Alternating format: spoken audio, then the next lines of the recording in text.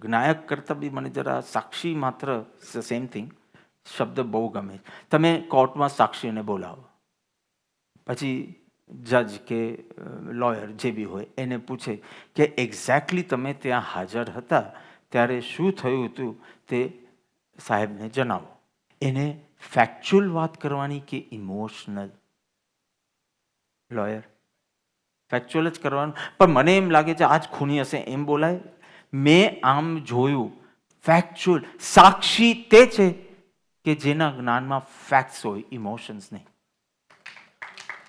આમ બોલ્યો, હા મને એમ લાગે છે કે એને બહુ ક્રોધ હતો, આ ઇમોશનલ થઈ ગયું. ફેક્ટ બોલ.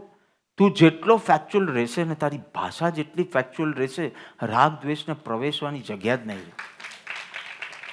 પણ we want to overlook the facts, અને આપનું જે પ્રી કન્સીવ જજમેન્ટ હોય એ કેટલું રાઈટ હતું એ સેટ કરી દેવું છે ઇમોશનલી, કે આને મને હું ગમતો જ નથી. પણ એના આ વચનને આ બિહેવિયર પરથી ત્રીજા વ્યક્તિને એવું નથી લાગતું કે એને તું ગમતો જ નથી. May be this is your emotion speaking. So the more અજ્ઞાની you are, I don't know if I can use such a term, but the more Agnani you are, your bhasha will be emotional. The more Gnani you are, your language will also speak facts, because એ જ ધારણ થયું છે. ભાષા હમ રાખવાની ને ભાવ જુદો રાખવાનો એમ નથી કહેતો, પણ ભાષા ઇઝ ઓલ્સો હેલ્પફુલ. અશોકને ભોજન જોઈએ છે એમ બોલતા, ભલે આ ભાષા જ છે, પણ એ બોલતા સમથિંગ રિમાઇન્ડ્સ યુ કે હું આનો માત્ર દ્રષ્ટા છે ને આ માત્ર મારા જ્ઞાનનું જ્ઞેય છે. એ હેલ્પ તો કરે છે. એટલે થોડી થોડી ભાષામાં ચેન્જ કરે, પણ સક્સેસ ઇઝ જ્યારે ભાવમાં બદલાવ આવશે. પણ આ ભાષા પણ હેલ્પ કરે છે.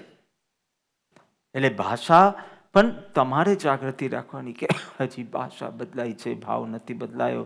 ભાષા ઇઝ અ રિમાઇન્ડર કે મારે આવા ભાવમાં રહેવું છે. તો સાક્ષી એ ખાલી કહેવાનું કે એને શું જોયું, એને શું લાગે છે એ સાક્ષી ન બોલી શકે, અથવા તો એ બધું માઇનસ થઈ જાય કે એ બધું અમે નક્કી કરશું. જજ કહેશે કે એ મારું કામ છે કે આના પરથી શું સિદ્ધ થાય છે. તમારે તો શું ફેક્ટ થઈ છે, તમે આમ જતા હતા અને તમે ચીજ સાંભળી અને ખૂન પછી ખબર પડી કે આ વ્યક્તિનું ખૂન, તો બસ એટલું કહો તમે. મારા પ્રમાણે આને જ ખૂન કર્યું છે, તો જજ કહેશે કે આ કામ મારું છે. તો તું સાક્ષી બની જા હવે જગતનો. બધે ફેક્ટ્સ જ બોલવાનું, ઇમોશન્સ નહીં. અને તમે જુઓ કે ઇમોશનલ લેંગ્વેજ બંધ થશે તો રાગ દ્વેષના પરિણામો બી બંધ થવા લાગે. મંદ તો અવશ્ય થશે. સો I keep such a logical atmosphere in my room. કોઈ કે આમ તો કીધું, પણ આનો અર્થ તો આમ પણ થઈ શકે, આનો અર્થ તો આમ પણ થઈ શકે. ત્યાં તમને ખબર પડે કે ઓ કેટલા બધા તમારા ઇમોશન્સ જોડાયેલા હતા in even speaking the fact. એટલે તમારે જોવી જોઈએ. કેટલાક કોર્ટ સીન્સ વાળા જે મૂવીઝ હોય ને એ તમારે જોવી જોઈએ. મને તો બહુ ગમે, કારણ કે એ લોકો કે but that does not prove કે ધીસ. તે અવાજ સાંભળો અને પછી તું રૂમમાં ગયો ત્યારે પેલાનું ખૂન થયેલું અને પેલાને તે બહાર ભાગતો જોયો, પણ તે એને ખૂન કરતા જોયો છે. મે બી કોઈક ત્રીજો માણસ બારીમાંથી આવ્યો હોય, એનું ખૂન કરીને અને આને ખૂન કરતા જોઈને ભાગતો હોય. તે અવાજ સાંભળો ને કોઈને ભાગતા જોયો એટલે તે નક્કી કરી લીધું કે આ આનું કરે.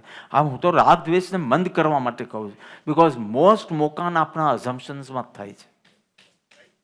જજમેન્ટ પહેલાં જ મારી તો પોલિસી જ રહી છે કે પહેલાં જે હાજર ન હોય એના પક્ષમાં જાઓ. એટલે અમારા ઘર રૂમમાં કોર્ટ સીન થાય તો હું જે હાજર ન હોય એના પક્ષમાં હોઉં. આ લોકોને ખબર છે. પણ એનો મતલબ આમ હોય તો, એનો આશય આમ હોય તો, એમ કરતાં કરતાં આખું સ્ટેન્ડસ્ટીલ થઈ જાય. જે જજમેન્ટ આજે આવવાનું હતું એમ થાય કે ના કાલે ને આ પૂછી લઈશું પછી જજમેન્ટ કરશું. So this process helps. This process help કે ફેક્ટ તું સાક્ષી માત્ર, તને કરતા ભોગતા રહેવાનું નથી કીધું.